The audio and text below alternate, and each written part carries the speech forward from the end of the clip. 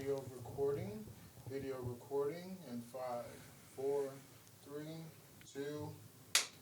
Hey, welcome to Healing and Homecoming. I'm Lala. This is a show where we kind of go off the script and have a conversation of what it is to heal and homecoming. I'm here with Chris. I was introduced to Chris because I was on my way to just an outing with my son. And in that outing, we were chopping it up about what led to my homecoming here. And it wasn't a very pleasant conversation, I have to admit. We went through some of the layers of 5,000 different emotions, all within 2 minutes, right? Oh, wow. And then, And then as I'm driving, I see your hummingbird mural. And that's when I just had to pull over, take my pictures, and really vibe with the mural. The hummingbird is a Pura Pecha sign that led the people to water. So instantly, I had that home feeling. And then from there, I found you on Instagram and we connected, and conversations that we had, I could tell that the energy that you had was just, I had to bring you on the show. So, Chris, hi. Hey, well, thank you for having me. This is really, really cool and reaching out to me. Of course. Part of the whole reason why I do what I do is because of the energy you've just returned to me. Oh. You shared an intimate story about your family, your life. Yeah. On something that I did off of an intuitive moment. Ooh. So I was painting all day on a hired project, but when you're hired, you have to paint stuff that, is like, hey, do this for me. Yeah. Okay, cool. So you follow the script. Yeah. But I still had this energy, and I had these spray cans. I'm learning how to use spray paint. I'm a brush artist, so spray paint's still a little new to me, and it makes me nauseous. So if the wind's not right or whatever, go on the spray. Yeah. There's tips, there's pressure. There's just so many layers to it. It's insane. You can have a whole day conversation about spray paint. Just spray paint. Yeah. So I had these cans, and they were just kind of in the back of my truck as I'm driving home, and then this song comes on, and it's by Spiffy, man, and I really like his music, and it's just kind of like this melodic sound, and I said, you know what? I know what I want to put on the old Waikiki building, because in Pear Blossom, the building that you saw, we called that the Waikiki. It used to be a little pot shop or something like that. Really? And they had all these little pom-poms and stuff, so it looked like a little Hawaiian shop. I swear the island vibe just naturally follows you. Go ahead.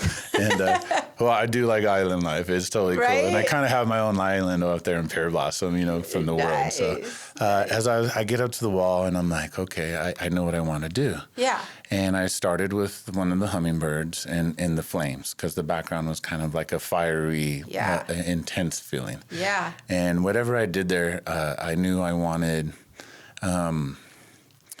like a movement. An interaction between between two people, or maybe even three. Wow. And I look at hummingbirds as people, and they're kind of like our past, from our past. Yeah. And so I'm sitting there looking at it, and when I paint a hummingbird, it's usually for someone specific. Mm-hmm. I don't know who that person is most of the time, because I don't find that person until after I hear a story, and I happen to be in front of a certain picture. So what you just did is an extension of what I love about my approach to art, and really what the hummingbird means. Yeah. So I travel to different museums, cities throughout the nation, doing murals and painting projects and whatnot. And I always have a backpack full of little small hummingbird paintings. Yeah. I'll be on the painting, drawing one, and someone will come up and share a very unique, intimate story. And it's always based around the hummingbird. Interesting. So you just did that. And I did. Yeah. With I had no idea. Yeah. So when you hit me up on Instagram, I'm like, now I know who that painting was for. And I don't think I've shared the story of what drew me until this moment. I actually haven't really talked about that. No, you haven't. And I thought that was really all right, she thinks it's dope, like most people are like, oh, it's dope. Yeah. But I've had this other connection towards you, oh, she's on a different level, and let's just fill this whole thing out. And you just validated why I did that painting. Yeah. So that painting is for you and your son. That's probably you and your son in that painting. Oh, and that's everything. You're going to make me cry. Thank God I brought my tissues. So thank you for just reaching out to me. Of course. And sharing that, even though it's after a couple of conversations later, about that with your son. Yeah. Because I really value conversations. I got 3 daughters. Okay. And 23, 14, 12. Oh, nice. And my oldest one, like, we're like homies, you know, like it's nice to have a 23-year-old kid that you're cool with. And like, she's so different from me, but we're very, very close. My 14-year-old's a 14-year-old right now. My 12-year-old's my little genius one that's probably going to take over the world one day. Yeah. And nice. But talking to my girls and sharing that intimate moment, what you just did with your son, 1,000 things in like a few minutes. Yeah. That's what I love about my life. It's magic. And just about human life. Yeah. So it gets me super excited to hear that from you. So thank you for sharing. Yeah. Thanks for inviting me to share this with other people. This is everything. This is magical. I believe that souls don't meet on accident. And listening to what you just said, like, I'm like, oh, it's all clicking. This is awesome. This is part of what it is to come home and homecoming, right? When we come in home to ourselves, we go through the layers to recognize what it is that bridges cultures, bridges people, bridges stories like this that bring out the art. Thank you for sharing what the hummingbird's significance is for you. I'm really honored. I'm rarely speechless. And I'm like, you better pick it up, Laura. We're on a podcast. So tell me more about, you mentioned a moment ago that you get these projects. How do you know if you vibe with the project or not? What's the initial feeling that you follow for you to accept the project? So I'm a very intuitive person. I mean, I could look at very logical stuff, black and white contracts, and I just start looking at all the black and white images on there, and they turn into artwork, and I have no idea what the hell I'm reading. Right. So I have to go with the next best thing is go with my heart, go with my feelings, and experience. I've been screwed. I mean, I've been a contractor for years. I did construction for many, many years before I became a professional artist. And I feel like that's where my hustle and my art approach comes from. Okay. So I've had the ability to write contracts, feel customers out. So one of the approaches I had in construction was, when I come to give you an estimate or talk about your project or whatever it is, we're going to have a beer.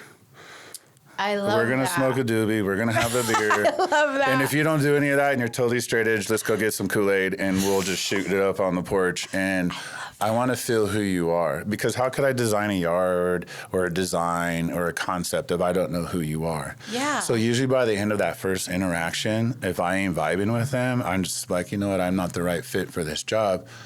Yeah. And I usually have enough people I know. I'm like, hey, this dude will take your money no matter what, or this guy will paint whatever you want and not care about it. Too. So like, I feel like because I don't want to accept certain, like I could still help make connections on other ends. So like I really have to vibe during that first initial just casual conversation. Right. Because to come to a business point, and that's the thing I hate about murals. Making money from murals. I hear you. Most of the murals I paint are for free. Okay. But I do have to do murals for museums and certain, like the city of Palmdale, they've hired me certain times. So they have like very unique scopes. All right, just do what they need to do. Right. I have a good relationship. Like I like the George over at the city of Palmdale. He's their arts coordinator. Okay. Super duper cool guy. He's actually an artist working for a very formal government, and he's brought the process to be okay for someone like me or a lot of other artists. So I've watched what he does, and I'm like, okay, I'll totally work with someone like that. Exactly. But if Lancaster, they're like, no, here's this process, no, this permit, no. And I'm like, yeah, I'm cool. I don't need anything to do with y'all. Like I'll paint on the wall and ask for forgiveness later, you know. But there's federal laws that protect us muralists. So like when you just go out and do artwork on the wall, like no one can erase it for 90 days. Cool. Even though they own the wall, like Yeah. they can't touch my artwork for 90 days. Oh, sweet. They have to literally reach out to me for 90 days before they can remove the artwork, so it doesn't destroy my character because it's my intellectual property. So you know what? I found that little law very cool. So I use it to my advantage. So I like Baltimore, New York, New Jersey, Ohio, Nice. Michigan, all these different states, Nevada. Yeah. When I do a job for a museum or like say a client's house or whatever, Yeah. like I'll find a different spot in town where no one has no money, small business, messed up wall. That's amazing. And I'll paint a hummingbird. Look at that. And then usually someone comes up to me when I'm painting that hummingbird at that time. They're like, hey, dude, this and this means this, and my grandma from this, or my tío, or my Yeah. abuela, whatever. Yeah. Like I'll get all these different stories. I'm like, sweet. This is cool. I dig it. I figure, we can do work at all these places. So that's part of it. Like, okay, there's one museum I knew I wasn't vibing with, but I needed the money. Right. And then I hate working that way. I'm not that type of person. Right. If I don't want you, like if I ain't vibing, I don't want your money. But Yeah. my gut said, you're not there for their money. You're not there to just take their money. Right. There's another reason why you have to go on this trip. And you felt it intuitively. And I did. So I went there, I did the trip, I made the money. Yeah. The clients ended up being happy. It wasn't that bad. But I ran into an old friend that I hadn't seen in like 20 years. Oh, and look at that. And I had the most amazing like last 2 days of my trip. I got to meet his kids. I'm like, man, dude, I've never seen your kids, dude. This is amazing. Like, look at that. And so I was like, hey, can I paint somewhere? So he let me go and paint. I'm like, so just like the connection of the hummingbird, always wanting to like, hey, you know what? These people are paying for me. I'm gonna get 2 days in this part of the world. Yeah, I'm gonna get 3 days here in this part of the world, and I'm gonna do it. So that's like when I'm looking for a job, I take so many different life experiences, calculate it, and then. But if you're a jerk, you're a jerk, and I've had to say no to some people. It is what it is. You don't vibe, like you don't make the cut. Yeah, sorry, bruh. Yeah, or ma'am. And I've told and I've had to tell people no, and you know what? I think that's respectful to yourself as an artist, and why give like unwanted energy to someone so they can hang that up in their house? Like, that part. You know, if I'm sitting there dwelling on something, I paint it, and it might look beautiful to the person I gave it to, but if I had uneasy energy painting it, that's still going to set in their house, and that's not cool to do that to somebody. So, as a person who has meaning behind every painting, that's the ultimate hardcore line. If that person can't get any meaning, or if I can't touch someone next to that person with some sort of connection, that's the hard line. No, I'm not doing it. Yeah. So when you say meaning, ultimately, I register life. You bring in life into your artwork, into your pieces. And listening to you, it makes all the sense. When you're painting it, you are giving it energy, like you say, so you're bringing it to life.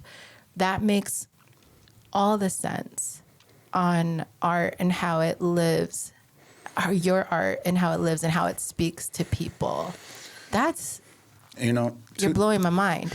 You're blowing my mind. So I'm going to share something with you real quick about two artists, two world famous artists. So you have Salvador Dali. You got him right here on my chest. Okay. I'm getting the other guy over here. So Dali lived an art life. Whatever he did was the art piece, not just the final, everything he did. Everything he did. Relationships, everything. Everything was art. Was art life. Yeah. And you know who else did that? Who? Andy Warhol. Yes. He did that very much so. Yes. My teacher, Judith Sindel, who I apprenticed under, started with her in high school and apprenticed under her many years after high school. And while I went to college on top of it, she apprenticed under Andy Warhol. So I'm only one person artist away from Warhol's He's one of my favorites. experiences. Yeah. So when you look at my hummingbirds, you notice the backgrounds are usually more kind of like one hard tone. Yeah. And the hummingbirds pop. Yeah. Pop art. Yeah. That's Warhol. So my lifestyle and approach towards art is more like Dali, and I love surrealism. Yeah. Used to do it a lot, but when you do public art, or if you want to grab people's attention, their hearts, their souls, and grab something, man, pop art does it. It does. And I never used black until I started using murals, because I wasn't allowed to use black in all apprenticing and all my stuff. So when I learned how to use black, but I don't really use pure black. I'm still cheating. It's like purple black or red black. It just depends whatever background I'm using, and then I use that color. So that's who I got a lot of my approach towards my art from. Warhol influence, and then Dali influence. Yeah. And that came from Miss Judith Sindel, one of the baddest teachers ever. Teacher changed my life. No, I can see where you bring that to life, because even with just today and like on your way over here, you're like going off-roading, and even just the way that you get down from your vehicle and your whole approach and the way that you move through it, I can see where you bring that force with you. And then ultimately the energy that you paint with, and it goes into your painting. And I can feel it. I'm learning the language for what it is, my magic. I call it magic, but I can feel it. And it's something that you just boom. You just boom with it. Vibration? Yeah. I'm at a different vibration. Yeah. We all have our frequencies or vibrations. Yeah. You're booming, baby. You're booming. And when you can lift your vibration and radiate that out towards people. Yeah. That's what I tried to do. And even on my hardest days, it takes someone like you or my daughter or anyone to just say something magical. And boom, I'm right back up, and I could radiate again. Yeah. If the more love I could radiate out to the world, more positive energy you could radiate to people. Yeah. It just makes your overall life much easier. It does. And your approach to things much easier. It does. Now, sure, there's things that are pains in the ass, and you're like, whatever, get under your skin. Right. But you can't let that stuff do that. No. It'll eat you alive. It will. And it will. The other day I was at Stater Brothers. We were shopping just before Thanksgiving. Yeah. And I was with my wife, and we did all our things. And she's like, hey, I'm going to go get some vodka. And I'm like, oh, yeah, that's cool. Go get that special flavor that you were talking about. Some pineapple something or rather. And I'm not much of a drinker, but, something fruity, whatever. Yeah. And so I was like, I'll be over here. I'm going to go get these other items. I forgot what I was getting. And this gentleman walks up to me. He's probably like in his late 60s, maybe early 70s. And like, it was like something out of one of those movies, spooky movies, where someone comes up and he like tells you like some crazy fortune. He's like, hey, son, and he's all looking at me, and and this guy's totally reading my aura. Oh. He is not looking at my physical body. Right. This dude is looking at my aura, and he's totally reading my colors. And then I seen him processing each different color as he was going through me. Fascinating. And he's like, you're a good person. You have a lot happening. He just told me a lot of things I already knew about myself. Yeah. And then the last thing he goes, you need to stop worrying so much. You're like, oh. He goes, everything will be all right. And I was like, you know what? Why am I worrying right now? Yeah. That dude saved my whole entire Thanksgiving, like the last week. Like that dude, like totally regrounded me. Like, why am I worrying? Yeah. Why am I stressing out all these things? Life, so right? So I just wanted to radiate that positivity, that love. Yeah. And I feel like I need that for like my children and just other people in me. Absolutely. My role in the community, the business, my family. That's gold. I have a really good group of friends that I still hang out with from school. Nice. So like the more of that I could radiate, the better. And so a lot of my friends have my artwork, but only when it's right to give it to them. Like I have a couple friends who never have it, and they're like, dude, I've been waiting like 15 years for a piece, brother. Yeah. And I'm like, it would be fun if like we just like went shooting up on like Third Hill or, up at the Buttes or something. Yeah. And then if I just had that one like kindling experience, I'd probably go home that night and like paint their painting. I just need that little bit of high energy from like their body, and then like I get it, and then I give it back to them. And so I always tell them like, hey, bro, we just got to go do something real quick. They have to vibe on they have to come to your level. They have to go up to your vibration. Yeah, and it's like I said, I can't paint something that doesn't have a meaning. Right. And if your vibration exists and what you're explaining, like it makes all the sense that you have to have that experience with that person. Mm-hmm. And the meaning's theirs, not mine. Oh, say that again. The meaning is theirs, not mine. Oh, wow. It has to mean something for them, for that person, for a person, not mine. Yeah. I already have the hummingbird. It means to me. See this Right. one on my wrist? Yeah. That's a matching hummingbird that my stepdaughter has, my oldest one. I was telling you, Yeah. she's my stepdaughter, but I don't really know the difference. Had her Right. since I was 6. Absolutely. She cried on my shoulder, like everything a real dad has to go through. I Absolutely. totally went through, and she goes, she was Absolutely. 17, just graduated COVID. She's all, Dad, can I get a tattoo? I was, oh yeah, baby. What do you want to get a tattoo of? And she goes, I really love hummingbirds. I was like, they're my favorite. They're a spiritual animal. There's something that's very close to our past relatives who aren't here no longer. The living. It's like a channel. Yeah. She goes, yeah, they're very special to me. Would you get a cool one with me? Fuck, dude. If your daughter ever asks you, like, hey, you want to get a tattoo? Right. You better be like, oh, hell yeah. And then, if your Absolutely. stepdaughter asks that, that's such an honor because I feel like, Yeah. you know what? I did some dad shit to deserve that. Oh. I did more than like dad shit to deserve that. Right. Like my buddies and like they don't have matching tattoos with their sons and some of their daughters. And like, Right. you know what? That's what every time I paint one too, like that's anytime I think of a hummingbird, I think of my daughter. Nice. But the ones I'm connection. painting gotta have a meaning for you. Right. I already have mine. It's right here on my wrist I love that. and on her leg. I love that. Because her wrist was too small. I love that. I love that. I love that. I love that. Okay. So, if your life has a soundtrack, what's the opening song? If my life had a soundtrack, it would. I've thought it's funny because I had to think about this. It would be Spiffy Man, The Rapture. It kind of starts off like a spacey sound, and it's like, imagine like you're coming around like the planet, and you start seeing all these different, like the universe unfolding in front of you, and you have this like Yeah. magical sound. So, and then it just Yeah. starts picking up. Like as you're going into your life. So you're born, here's this magical horizon, and then the song starts picking up some tempo and you lead into it. Love it. Yeah. That I could definitely see that. I could definitely see that. Yeah. And during rolling credits, what's the ending song? Rolling credits, Yeah, what's your rolling credits song? that would be like what's happening now. Yeah. And then the credits at the end, which one after that? So I'm gonna say Yeah, right now, I'm gonna say Stick Figure, Yeah. Once in a Lifetime, Nice. because sometimes that's all you got, once in a lifetime to do that. Yeah, you do.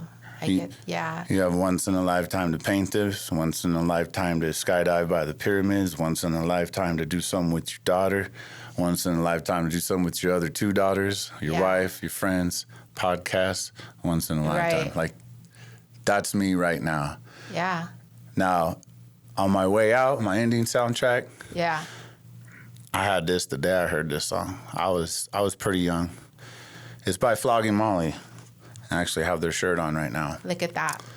And Look at that. it's If I Ever Left This World Alive.